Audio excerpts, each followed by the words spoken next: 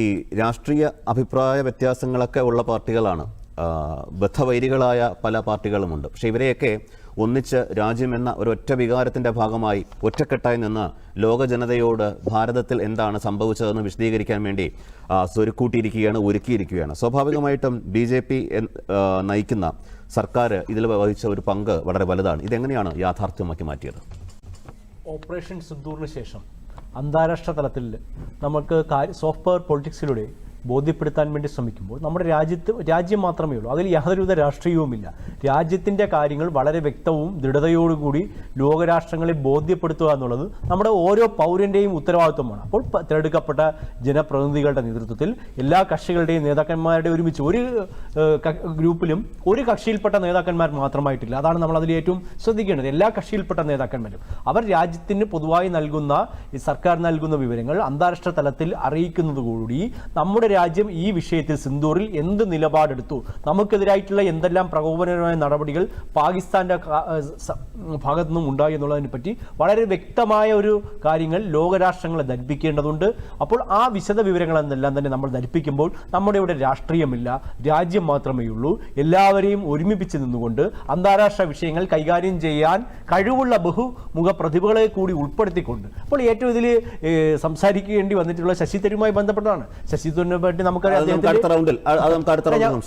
അപ്പോൾ ഈ രാജ്യങ്ങളെല്ലാം ബോധ്യപ്പെടുത്തുമ്പോൾ അതിൽ ബഹുമുഖ പ്രതിഭകളുണ്ട്, ഈ വിഷയങ്ങൾ കൈകാര്യം ചെയ്യാൻ വൈദഗ്ധ്യമുള്ളവർ തന്നെയുണ്ട്. അപ്പോൾ ആരെങ്കിലും പോവുക എന്നുള്ളതല്ല, തിരഞ്ഞെടുക്കപ്പെട്ട സർക്കാരിന് ബോധ്യമുള്ള വിഷയങ്ങൾ കൃത്യമായി അവരോട് സംസാരിക്കാൻ ഒരു നല്ലൊരു കമ്മ്യൂണിക്കേറ്റർ എന്ന ടീം വരെ ഉൾപ്പെടുത്തിക്കൊണ്ടാണ് ഈ ടീം പോകുന്നത്. കാരണം അന്താരാഷ്ട്ര തലത്തിൽ നമുക്കെതിരെ പടച്ചുവിടുന്ന വ്യാജ വാർത്തകൾ നമുക്ക് എല്ലാവർക്കും അറിയാം.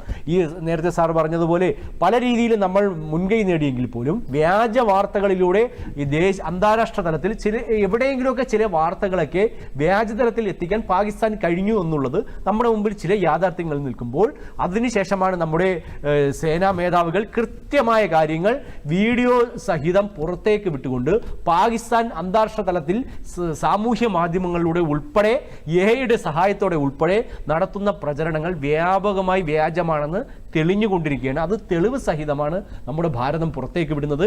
അതിന് ഏറ്റവും വലിയ ഉത്തരമാണ് പ്രധാനമന്ത്രി നരേന്ദ്രമോദി നൽകിയത്. പാകിസ്ഥാൻ ആക്രമിച്ചു എന്ന് പറയുന്ന വ്യോമത്താവളത്തിൽ പ്രധാനമന്ത്രി സൈന്യയോടൊപ്പം സംസാരിക്കുകയും അവിടെ അവർ തകർത്ത S-400 സുദർശൻ ചക്ര അദ്ദേഹത്തിൻ്റെ ബാക്ക്ഗ്രൗണ്ട് സാധാരണ അത്തരത്തിൽ S-400 ഒന്നും ഒരു പിക്ചറിലും ഉൾപ്പെടുത്തുന്നതല്ല. പക്ഷേ പാകിസ്ഥാൻ എന്താണോ തകർത്തതെന്ന് പറഞ്ഞത് ഒരൊറ്റ ചിത്രത്തിലൂടെ നരേന്ദ്രമോദി വ്യക്തമാക്കി കൊടുത്തു. നിങ്ങൾ പറഞ്ഞതിനൊന്നും യാതൊരു വിലയുമില്ല, ഇതെല്ലാം നിങ്ങൾ തകർത്തു എന്ന് പറഞ്ഞത് വലിയ ഊർജത്തോടുകൂടി ഞങ്ങളുടെ രാജ്യത്ത് കൃത്യമായ സ്ഥലത്ത് ഉണ്ട് എന്നുള്ളത്.